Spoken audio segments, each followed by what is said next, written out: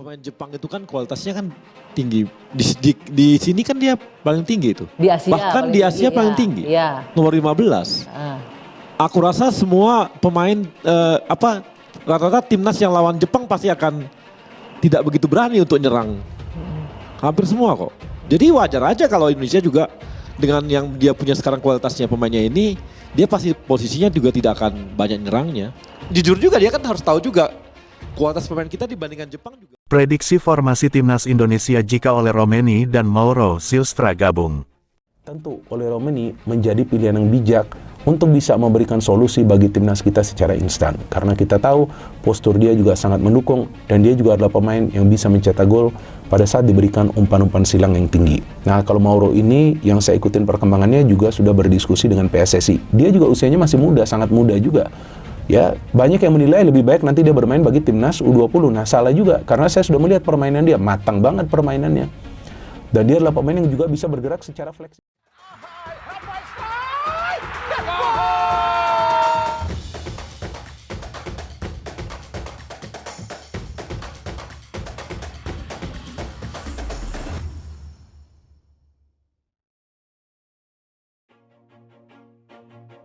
Dua striker keturunan, Ole Romeni FC Utrecht dan Mauro Zylstra Volendam dikabarkan akan dinaturalisasi. Informasi ini disampaikan oleh anggota Komisi 3 DPR RI, Jamaluddin Malik beberapa waktu lalu. Dia menyebut Ole Romeni sebagai striker potensial untuk timnas Indonesia dalam untuk jangka pendek. Ole Romeni saat ini bermain untuk FC Utrecht. Meski tidak selalu jadi starter, striker 24 tahun itu cukup bertaji di depan gawang. Menyitat Transfermarkt, Ole telah mengemas 2 gol dari 11 laga yang dimainkan bersama FC Utrecht musim ini. Selain Ole Romeni, PSSI juga disebut tengah memproses naturalisasi Mauro Zylstra. Melihat usianya yang masih 20 tahun, striker FC Volendam U21 ini bisa menjadi investasi jangka panjang timnas Indonesia. Andai dua striker ini dinaturalisasi, timnas Indonesia akan memiliki lebih banyak opsi pemain di lini depan. Jika bergabung, Ole Romeni dan Mauro Zylstra akan memperkuat lini depan timnas Indonesia. Romeni berpotensi jadi starter sebagai penyerang sayap bersama Ragnar Oratmangun dalam formasi 3-4-3, sementara Zylstra bisa menjadi pelapis Rafael Struijk. Lini tengah bisa diisi Tom Haye, Ivar Jenner, Sandy Walsh, dan Kelvin Verdong. Di lini belakang, Nis Hilgers, Jay Izes, dan Jordi Amat bisa menjadi trio back, dengan Maarten Paes tetap menjadi kiper utama. Penyerang FC Utrecht, Ole Romeni, baru saja mengikuti akun Instagram milik Susi Hataji, sosok kepercayaan Erick Thohir. Susi kabarnya merupakan salah satu petinggi Mahaka Media, unit bisnis yang dimiliki Erick. Ia juga disebut sebagai tangan kanan dari Menteri BUMN itu menurut media Italia. Tindakan Ole Romeni yang mengikuti Susi di Instagram memunculkan spekulasi bahwa pemain berusia 24 tahun tersebut segera memulai proses naturalisasi pada bulan November tahun 2024. Pasalnya, beberapa pemain yang juga sudah dinaturalisasi, seperti Kevin Dix baru-baru ini, juga mengikuti Susi di Instagram. Ada fenomena di mana pemain keturunan yang akan menjalani proses naturalisasi kerap mengikuti akun Instagram milik Susi, yakni @ibunya.andara. Tak hanya pemain keturunan yang mengikuti beliau, tetapi juga pemain lokal seperti Witan Sulaiman hingga sosok penting terkait naturalisasi pemain, Fardi Bahdim, juga mengikutinya.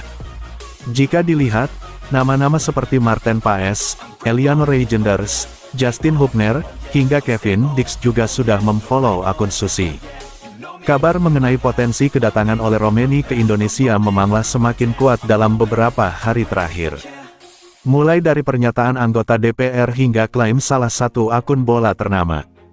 Belakangan ini, nama striker FC Utrecht itu santer dikaitkan dengan skuad Garuda, terlebih saat sudah dibocorkan oleh orang dalam, yaitu anggota Komisi 3 DPR RI yang bernama Jamaluddin Malik.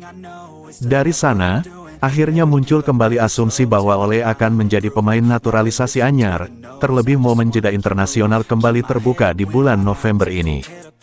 Dilansir dari Sporting News, jeda internasional di bulan ini berlangsung pada 11 hingga tanggal 19 November. Di momentum itulah Romeni bisa bersalaman dengan ETH jika dirinya datang ke tanah air. Yang paling dekat dan realistis adalah oleh Romeni, lalu ada Mauro Zelstra yang masih berusia 20 tahun, pungkas Jamaluddin, dilansir dari Kompas TV oleh radarindramayu.id, Jumat, tanggal 15 November tahun 2024. Saya rasa kita punya oleh Romeni, dia striker yang mumpuni dan bisa jadi harapan bagi timnas Indonesia dalam waktu dekat, imbu anggota DPR RI yang berkostum Ultraman tersebut. Dari informasi yang disampaikan oleh anggota Komisi 3 DPR RI, tentu bisa menjadi angin segar, sebab skuad Garuda hingga saat ini masih membutuhkan sosok striker yang tajam. Oleh Romeni tentu bisa menjadi jawabannya, sebab pemain ini sudah dipantau dan diawasi sejak lama oleh Shin Tae-yong, dalam daftar pemain keturunan yang memiliki darah Indonesia. Penyerang FC Utrecht ini memiliki statistik yang bisa dibilang tajam sebagai pemain di lini depan. Selain itu, bisa dibilang oleh merupakan kepingan puzzle terakhir dari Coach Shin. Sebab, striker murni nomor 9 yang secara harfiah memang belum dimiliki oleh Indonesia. Makanya Coach Shin juga merekomendasikan kepada PSSI untuk memboyong Romeni. PSSI sendiri juga kedapatan sering menjalin diskusi serta komunikasi bersama oleh Romeni beserta agennya. Dan pemain 24 tahun itu juga pernah mengaku dihubungi oleh Erick Thohir. Saya juga sudah ada pembicaraan dengan Ketua PSSI. Itu adalah sebuah kehormatan, karena nenek saya lahir di sana dan ibu saya juga pernah ke sana, ujar oleh saat diwawancarai oleh Football Premier. Ragnar Oratmangun mengaku sudah menggoda oleh Romeni untuk membela timnas Indonesia. Meski PSSI sudah banyak melakukan kebijakan naturalisasi, tetapi mereka masih kesulitan mencari sosok penyerang berkualitas. Baru ada nama Ragnar Oratmangun dan Rafael Struijk yang jadi andalan timnas Indonesia di lini depan. Salah satu nama yang digadang-gadang bakal membela timnas Indonesia adalah oleh Romeni. Penyerang asal FC Utrecht tersebut bisa membela timnas Indonesia melalui jalur sang nenek di pihak ibu yang berasal dari Medan, Sumatera Utara. Selain itu, dirinya juga tampil reguler di Liga Belanda bersama FC Utrecht.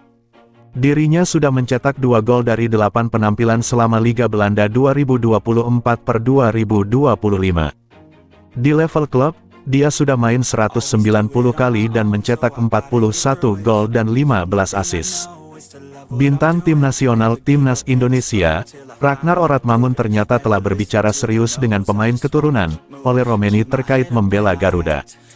That's a fact, never looking back. I'ma keep myself on track, keep my head up, staying strong, always moving on, feel I don't belong, tell my thoughts to move along, push myself to be the best, die with no regrets, live with every breath, see my message start to spread, and I had so